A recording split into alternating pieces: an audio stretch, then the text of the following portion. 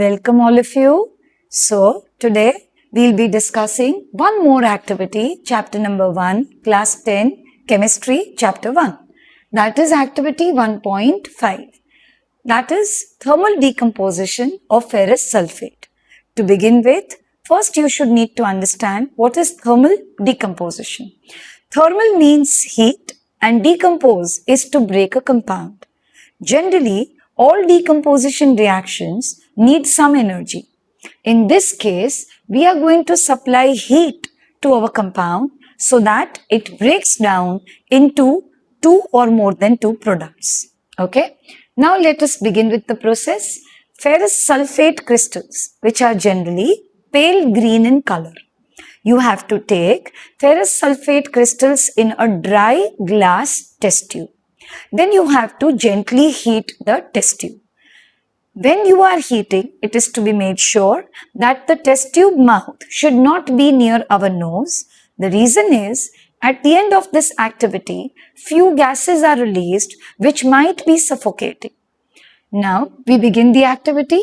When you heat ferrous sulfate crystals, which have a characteristic green color, on heating, you see that the green color changes to reddish brown. Why? Because ferrous sulfate crystals have decomposed to form ferric oxide, which is having a characteristic reddish brown color. Okay? Then, at the end, you also realize some gas evolution has taken place. Although the gases cannot be seen clearly, but you can feel the gas. The reason is sulfur dioxide and sulfur trioxide are the gases which are released at the end of the process, and they have a characteristic smell of burning sulfur. Okay?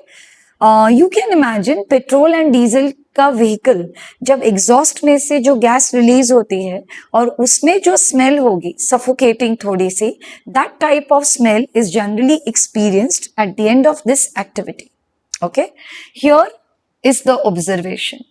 Number 1, the pale green color of ferrous sulfate crystals changes to reddish brown.